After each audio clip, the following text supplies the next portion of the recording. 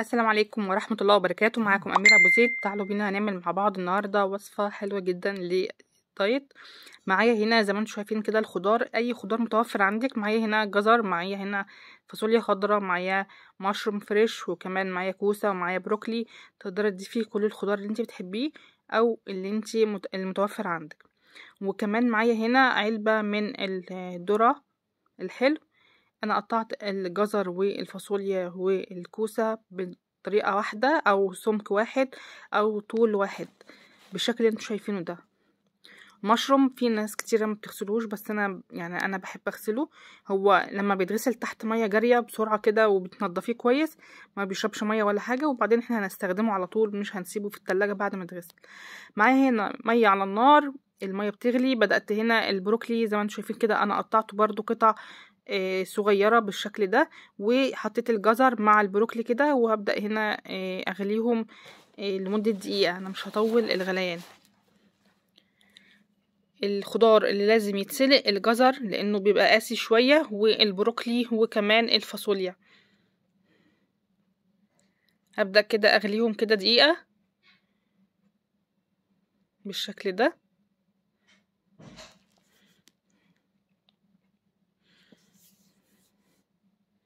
هنزل كده الخضار كله في المية، هقلب بقى كده وهطلع على طول، وبعدين هاخده احط عليه مية باردة، علشان انا مش عايزة اللون الاخضر ده يطفي او ان هو يديني لون اللي هو الباهت. انا عايزة الخضار بتاعي يكون لسه فيه الخلايا الخضراء اللي هي فيها فيتامينات دي. تمام كده. خلاص هاخدها بقى واصفيها واحطها في ميه بارده. معايا هنا الوok او الطاسه او الحله اللي هنستخدمها، حطيت فيها قطعه من الزبده.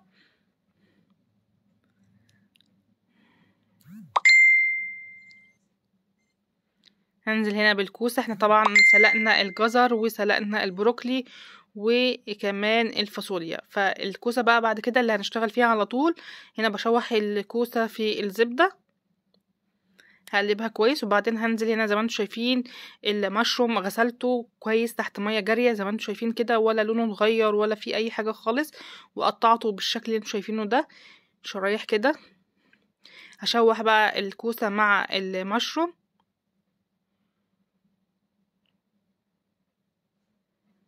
هقلب كده كويس، وهبدأ هنا بقى انزل بالخضار بتاعنا اللي سلقناه او ادينا له سلقه كده بسيطه. شايفين الالوان تحفه ازاي.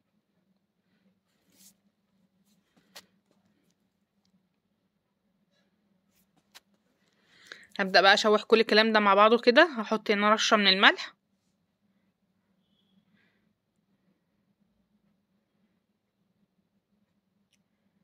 تمام، رشه صغيره كده من الفلفل الاسود، وهقلب. هضيف بقى هنا اللي هي هقلب بس كده عشان الملح كله يبقى مع بعضه، او كل الخضار ياخد نفس الملح. هجيب هنا علبة الذرة وهشطفها كويس من المادة اللي فيها او السوائل اللي فيها، لانها بتبقى فيها مادة حافظة، فهشطفها كويس. وهبدأ هنا احطها برضو على الخضار. هنقلب كده بسم الله.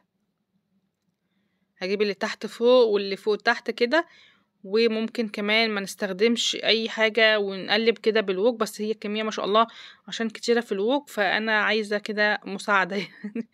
هبدأ كده اقلب كويس.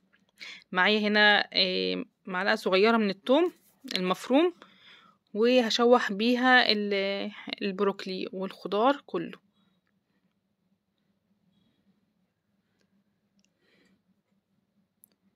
اقلب كده الخضار بتاعي.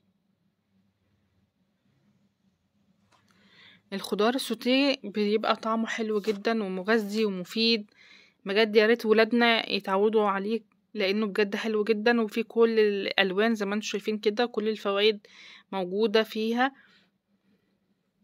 هنا بقى خلاص انا الذرة هبدا احطه.